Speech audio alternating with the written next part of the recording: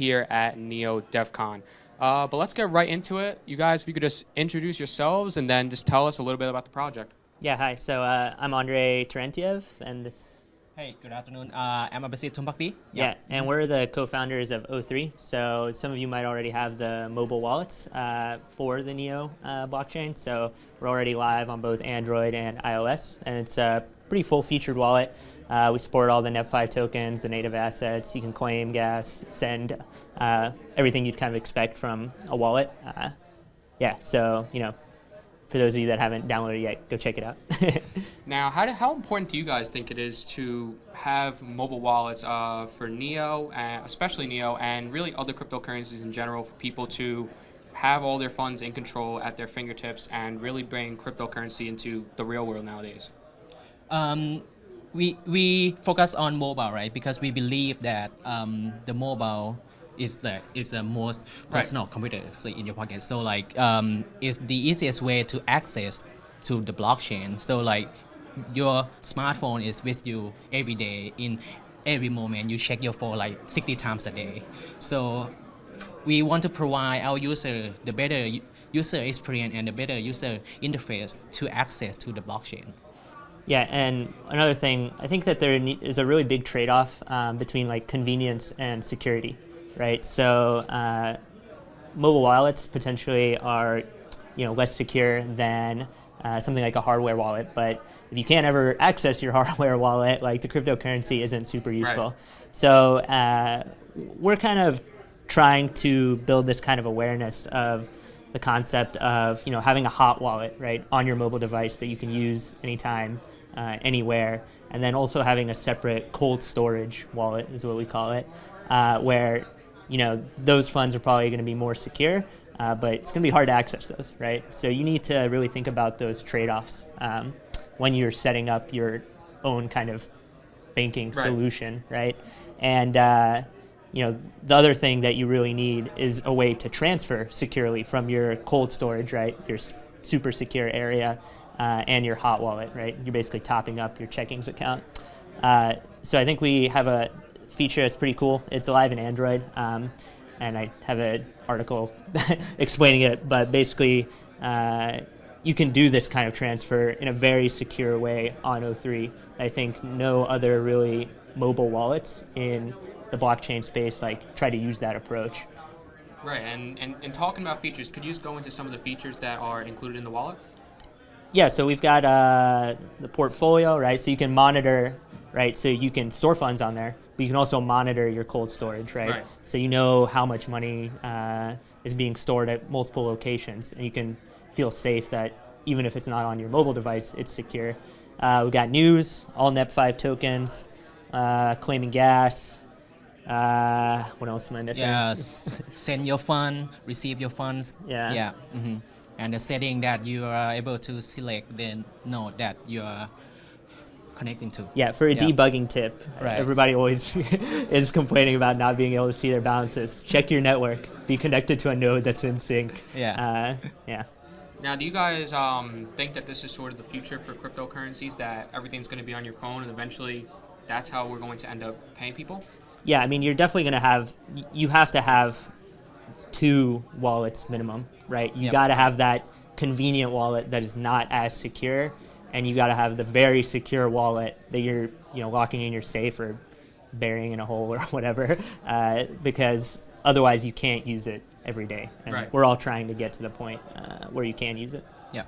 And now, really, for the viewers at home, do you guys have anything that you're talking about that you talked about at the conference that you might want to actually let them know that they haven't been able to see it? Yeah, so our plan for the 2018, we are going to do the research and development on what we talk about, which is the anchor. So it's basically it's going to be the fiat gateway. So we're going to provide a solution for the financial institution to tokenize the assets that they have, which is the basic assets is the, for example, the Japanese yen.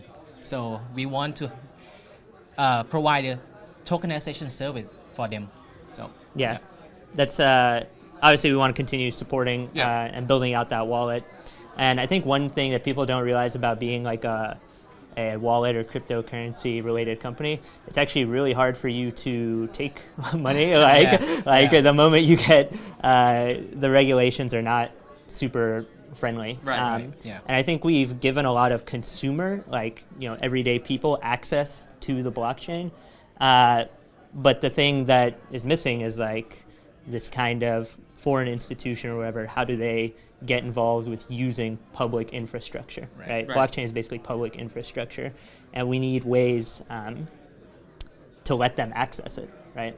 So if we can provide some sort of tokenization service where a bank can go and take part of its reserves, issue out anchors or tether-like assets, it gives them a way to actually use that infrastructure.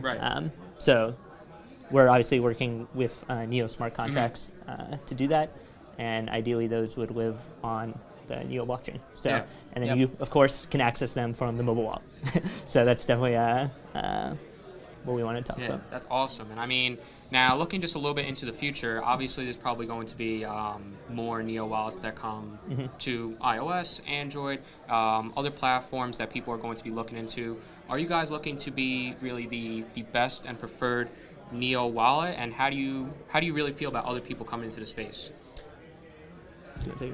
So we definitely hoping to be the best, right? But right now in the blockchain world, when the user is in control with the private key, now it's going to be the software is going to be the choice of the user now. So the more choice we have, the better, of course, right? So if this wallet is better, we happy for them. So we happy for the user. So whatever wallet that going to be coming up in the next maybe 3-4 months or the next year. So we hope that it's going to solve the real need for the user. It's going to provide a better user experience. So to set up the higher standard for the wallet. And building off of that, I think we can, we're really focused on the Neo blockchain, right? And I think there's features that we can take advantage of if our sole focus is with Neo blockchain.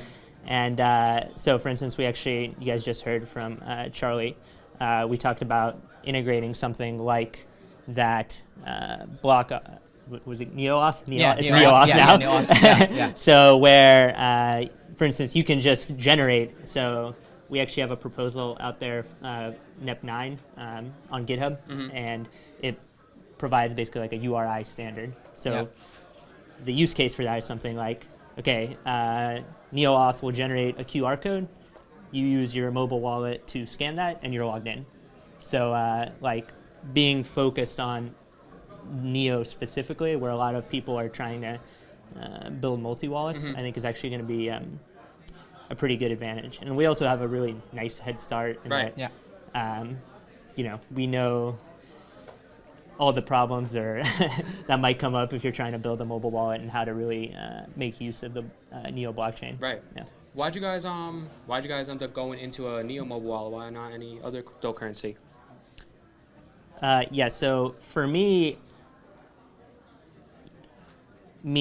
so for instance, Ethereum has this kind of really big goal of being decentralized everything, and all applications are going to be run using these smart contracts. But for me, the most interesting thing about blockchains, about this is, it's the assets aspect of it, right? I talked about this a little bit in our presentation, or maybe Opsy did, about how basically a blockchain is this huge pool of value. It's like a value reservoir, we call it, right?